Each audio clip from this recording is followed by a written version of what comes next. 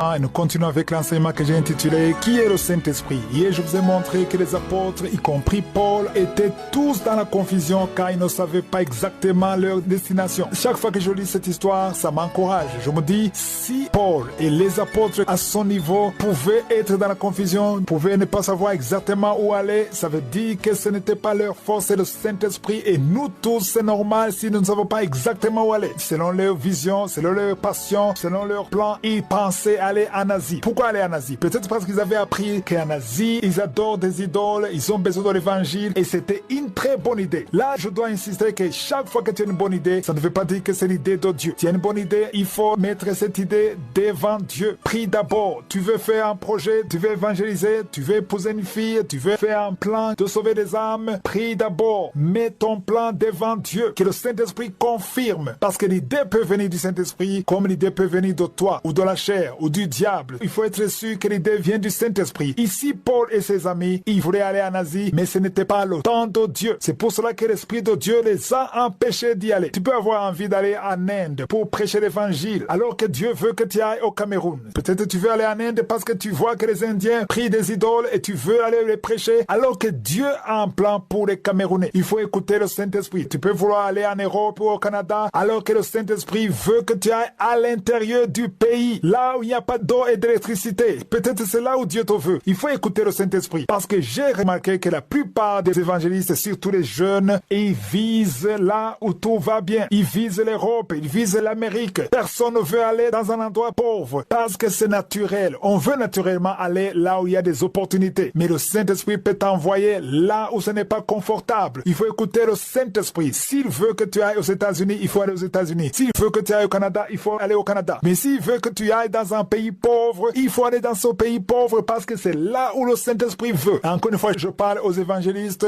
aux serviteurs de Dieu. Il faut pas sauter dans l'avion et aller quelque part parce qu'on t'a invité. Oui, on t'a invité. Est-ce que le Saint-Esprit t'a invité? Est-ce que le Saint-Esprit a confirmé? Même si on va payer l'hôtel, on paye le billet d'avion, on va te payer. Il ne faut pas aller à cause du gain matériel. Il faut aller parce que le Saint-Esprit a dit oui. Prie d'abord. Prends quelques jours de prier. Parle au Saint-Esprit. Écoute la voix du Saint-Esprit. Si vous avez lu le chapitre 16, vous avez remarqué que ça n'a pas été facile pour eux d'arriver à Macédoine. Parce que eux, ils ne comprenaient pas. Parce qu'au verset 6, on voit que le Saint-Esprit les a empêchés d'aller en Asie. Et là, ils ont changé de direction. Ils sont allés en Phrygie, au pays de Galatie, et ils sont arrivés près de la Messie. Mais l'Esprit de Jésus ne leur permit pas. Pourquoi? Parce que ce n'était pas la direction. Ils ont fait tout sur long chemin pour arriver en Macédoine. Au verset 9, c'est là où Dieu a clairement parlé. Je ne sais pas combien de jours entre le verset 6 et le verset 9. Peut-être c'était 2 jours, 3 jours, 4 jours, 5 jours. Supposons que c'est 3 jours. Ça dit que pendant ces 3 jours, entre le verset 6 et le verset 9, ils ne savaient pas exactement où aller jusqu'à ce que pendant la nuit, Paul eut une vision. Il a eu une vision, Dieu l'a visité pendant la nuit. Il a vu un Macédonien qui lui est apparu et qui lui a fait cette prière, a dit, passe en Macédoine, secours-nous. En Macédoine, il n'y avait pas de guerre. Ce n'était pas le secours pour sauver la vie physique. C'était un langage spirituel. C'est la voix que le Saint-Esprit a empruntée pour parler à Paul. Mais le Saint-Esprit ne parle pas que par les songes ou les visions. Il parle par plusieurs manières. Mais dans son cas précis, il a parlé à travers la vision pendant la nuit. Et au verset 10, c'est le verset 10 qui est intéressant. Après cette vision de Paul, nous cherchâmes aussitôt à nous rendre en Macédoine, concluant que le Seigneur nous appelait à y annoncer la bonne nouvelle. C'est là où ils ont compris que Dieu le voulait en Macédoine. Il faut donc obéir au Saint-Esprit parce que si tu n'obéis pas une fois, 2 fois, 3 fois, parfois il cesse de parler. Il y a des gens qui ne sentent rien, qui n'entendent rien parce qu'ils ont tellement refusé que le Saint-Esprit ne parle plus. Quand quelqu'un ne veut pas t'écouter, tu n'as même pas le courage de continuer de parler. Essaie d'écouter, cherche à découvrir parce que si tu veux vraiment écouter, le Saint-Esprit va te parler parce qu'il parle à tous ceux qui veulent écouter. Soyons conduits par la foi en écoutant le Saint-Esprit, mais ne soyons pas conduits par la vue. 2 Corinthiens 5, verset 7 dit que nous marchons par la foi et non par la vue. Si on te donne une offre de travail, ne choisis pas ce qui est le plus offrant, mais cherche la volonté de Dieu. Si je suis le vœu, je vais continuer à en parler.